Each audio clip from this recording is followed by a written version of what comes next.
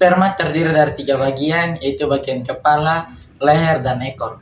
Pada bagian kepala mengandung inti sel, dan pada ujungnya terdapat akrosom yang dibentuk dari badan Golgi, dan akrosom akan menghasilkan enzim yang membantu sel sperma untuk menembus sel telur. Kemudian pada bagian leher terdapat mitokondria.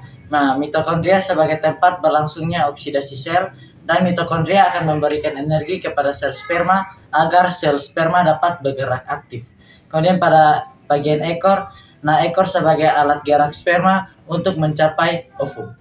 Untuk mencapai suatu pembuahan atau kehamilan, terdapat dua unsur, yaitu sel sperma dan sel telur. Sel sperma dihasilkan oleh laki-laki, sedangkan sel telur dihasilkan oleh perempuan. Perempuan akan menghasilkan sel telur 1 kali dalam setiap bulan. Sel telur yang dihasilkan perempuan akan bertahan selama 24 jam. Oleh sebab itu, sel sperma harus bergerak dengan cepat agar mencapai suatu kehamilan atau pembuahan. Jika selama 24 jam sel sperma belum mencapai sel telur, maka sel telur tersebut akan hancur atau biasa disebut dengan menstruasi. Laki-laki akan menghasilkan sperma sebanyak 40 juta. Hal ini dikarenakan karena tubuh pria secara normal akan mengeluarkan sel sperma sebanyak 40 juta.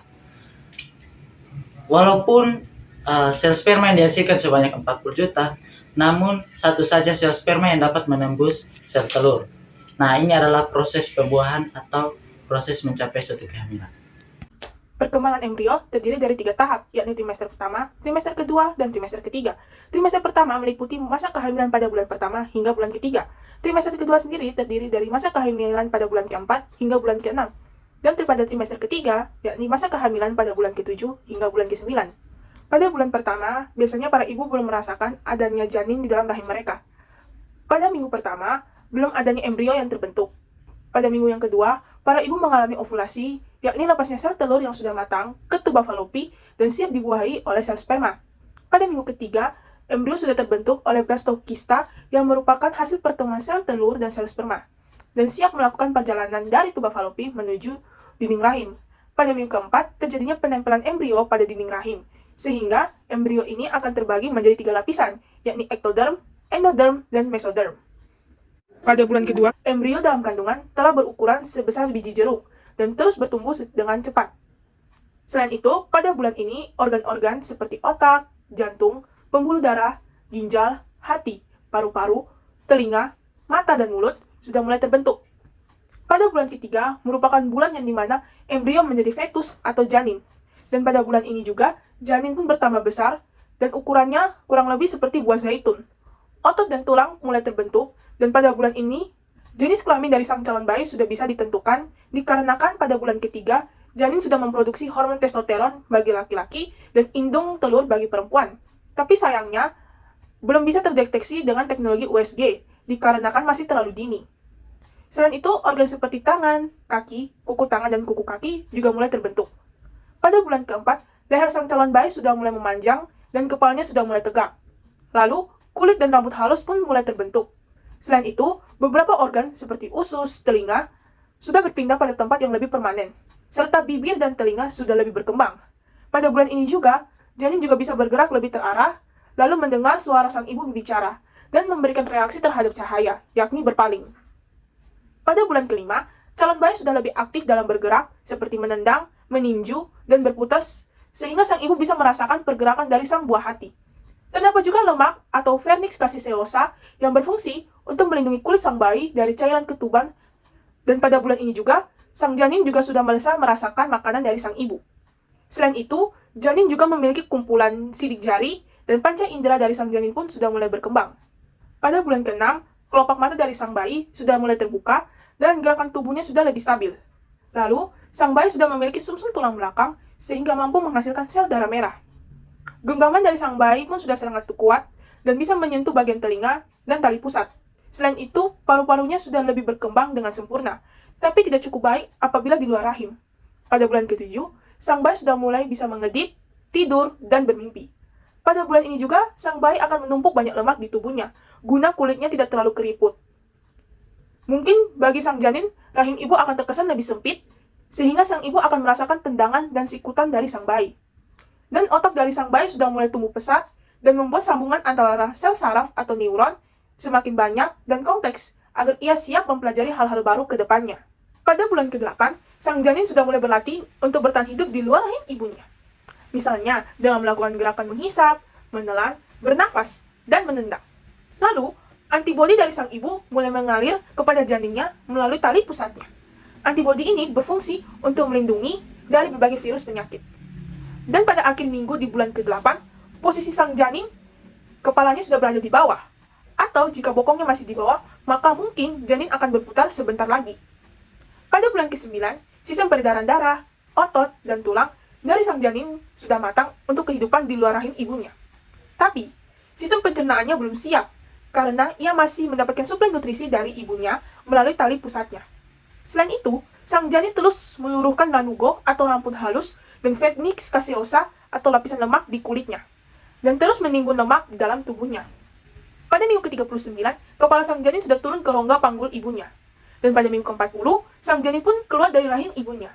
Kalaupun sampai minggu ke-40 belum keluar, maka dokter akan menunggu hingga minggu ke-42.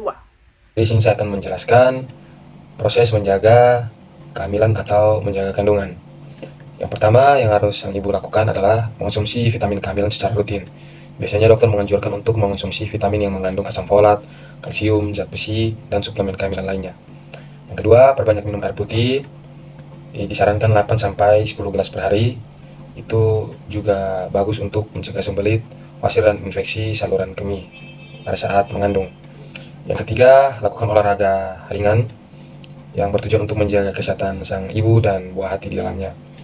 Yang keempat, hindari makanan yang mengandung merkuri atau makanan yang terpapar bahan kimia seperti micin dan lain-lainnya. Itu karena ditakutkan dapat memicu terjadinya risiko keguguran. Yang kelima, cegah paparan rokok dan alkohol. Minuman keras dan rokok itu bisa menghambat pertumbuhan calon buah hati. Yang keenam, lakukan pemeriksaan rutin.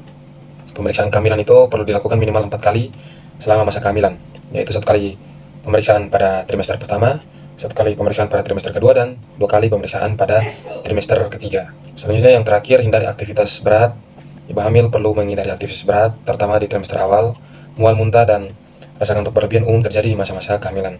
Kondisi tersebut bisa saja menguras seluruh energi. Itu sebabnya ibu hamil dianjurkan untuk tidak melakukan aktivitas berat supaya tidak mengalami kelelahan. Tahapan yang pertama adalah pembukaan leher rahim. Pada tahapan ini kontraksi terjadi secara berangsur-angsur dan leher rahim ibu itu terbuka sedikit demi sedikit. Kontraksi awal umumnya berlangsung selama 30-45 menit dan terjadi setiap 15-20 menit. Selama tahapan ini ibu masih bisa melakukan kegiatan di rumah. Namun ketika kontraksi mulai terjadi setiap 5 menit dan berlangsung semakin keras, itu ibu harus segera dibawa ke rumah sakit atau klinik terdekat. Tahapan pembukaan leher rahim ini terdiri dari 3 fase. Fase yang pertama yaitu fase awal, yang kedua fase aktif, dan yang ketiga fase transisi. Di tahap awal, serviks mulai melebar dan ibu mungkin akan merasa kontraksi ringan dan tidak teratur. Kemudian pada fase yang kedua, fase aktif, serviks itu akan melebar hingga kurang lebih 10 cm dan kontraksi menjadi lebih kuat dan teratur.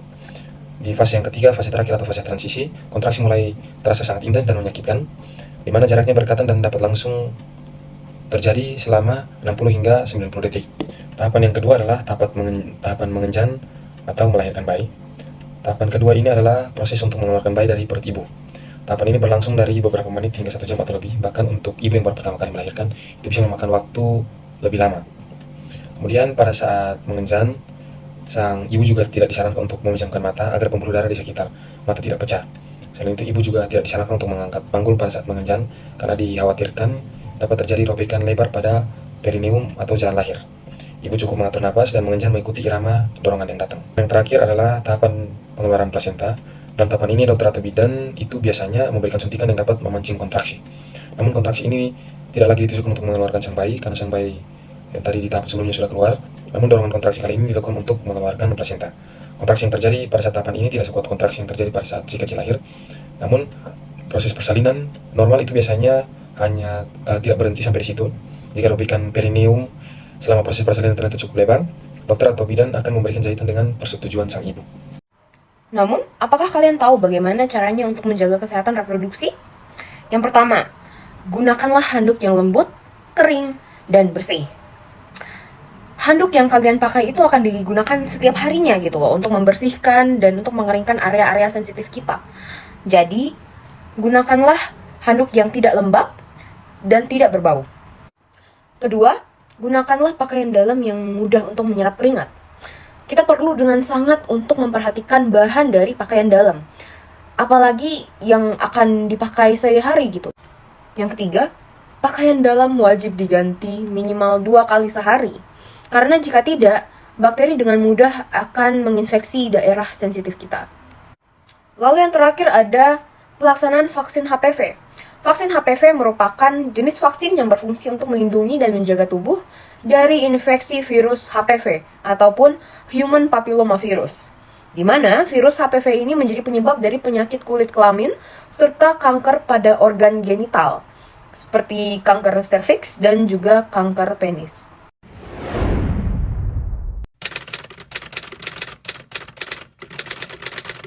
Pada trimester pertama, yang lebih sering dirasakan itu mual, muntah, cepat lelah, sering demam, dan tidak suka makan.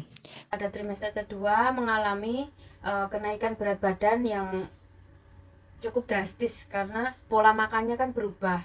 Ada yang tengah malam makan, ada yang tiap menit makan, jadi kenaikan berat badannya cukup drastis.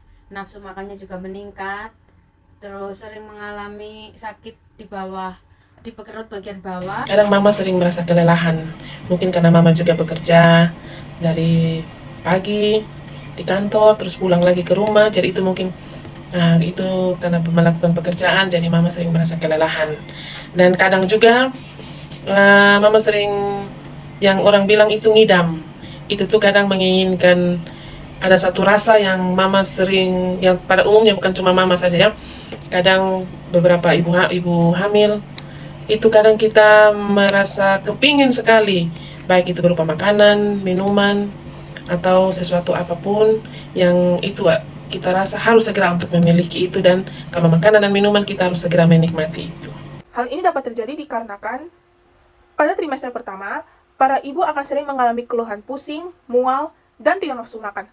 Hal ini dikarenakan pada trimester pertama merupakan masa-masa terjadinya peningkatan produksi hormon estrogen yang dapat memancing peningkatan asam lambung, sehingga dapat memicu keluhan mual dan muntah. Untuk pusing sendiri dapat terjadi dikarenakan volume darah mengalami peningkatan.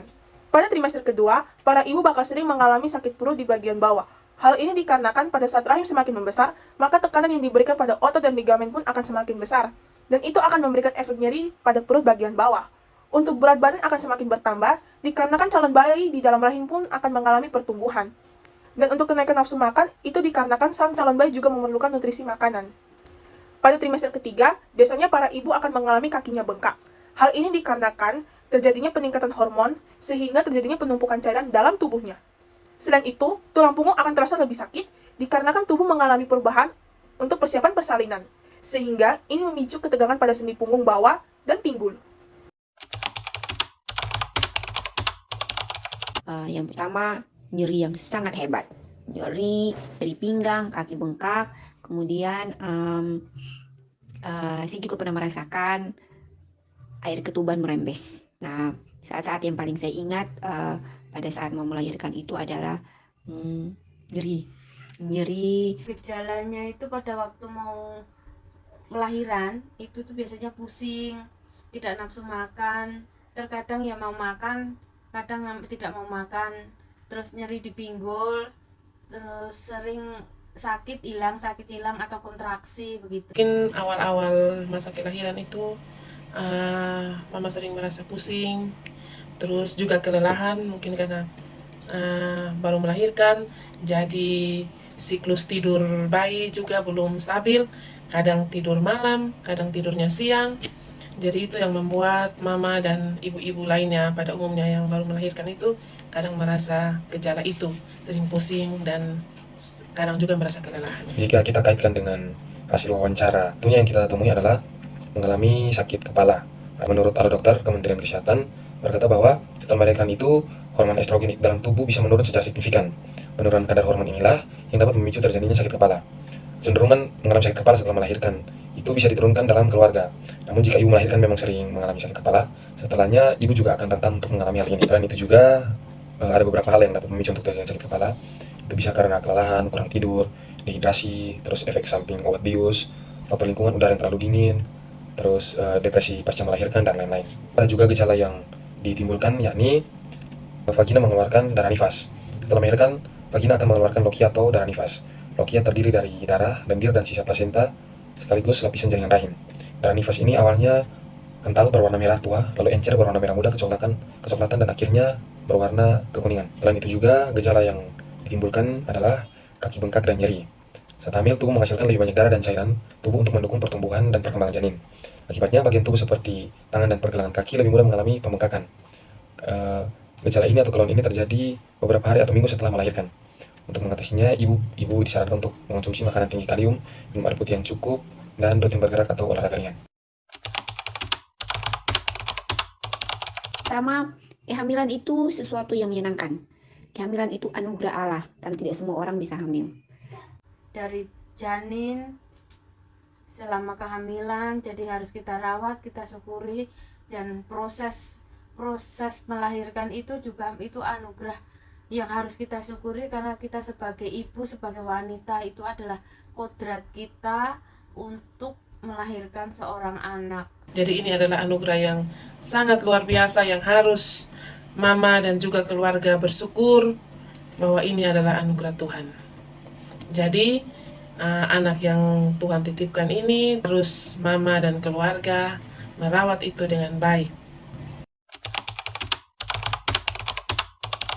Pertama, pasti saya melakukan ANC dengan baik. ANC itu saya melakukan antenatal care atau pemeriksaan kesehatan secara rutin. Kemudian saya juga mengkonsumsi vitamin-vitamin dengan rutin. Kemudian gizi juga sangat saya jaga dengan baik. Tindakan saya itu ya harus selalu hati-hati, terus menjalankan pantangan-pantangan yang ada, memastikan bahwa asupan makanan itu harus selalu bergizi, kemudian melakukan olahraga ringan dan menjaga pikiran kita selalu positif biar tidak mudah stres, kemudian minum vitamin dan juga periksa ke dokter secara berkala, kemudian istirahat dengan cukup. Mama senantiasa setiap bulan itu memeriksa ke dokter dan juga ke puskesmas untuk memastikan bahwa kandungan mama juga tetap sehat dan juga bayi yang dikandung dalam kandungan ini juga tetap sehat. Terus setiap hari harus mengkonsumsi vitamin untuk mama juga sehat dan juga anak yang dikandung juga sehat. Terus mama juga harus menghindari melakukan pekerjaan-pekerjaan berat yang akan mengganggu kehamilan. Pokoknya apa kata dokter untuk sehatnya mama dan sehatnya bayi, sehatnya kandungan, mama senantiasa mengikuti itu. Kesimpulan yang bisa diambil adalah terciptanya seorang individu baru melalui proses yang cukup panjang yang dimana pertama terjadinya pertemuan antara sel sperma dan sel telur lalu dibuahi. Kemudian hasil pembuahan antara sel sperma dan sel telur akan menjadi embrio. Embrio akan bertumbuh dari rahim ibu selama 9 bulan, tapi pada bulan ketiga embrio akan menjadi janin. Tentunya setiap trimester para ibu menunjukkan gejala-gejala kehamilan yang berbeda dari pusing, mual, tidak nafsu makan, kaki bengkak, badan merasakan nyeri, dan mengalami kenaikan berat badan. Selama 9 bulan, para ibu akan berusaha semaksimal mungkin untuk menjaga kandungannya dengan selalu mengonsumsi makanan yang bergizi dan berolahraga secara rutin. Hal ini guna agar kesehatan sang ibu dan sang calon buah hati bisa sehat.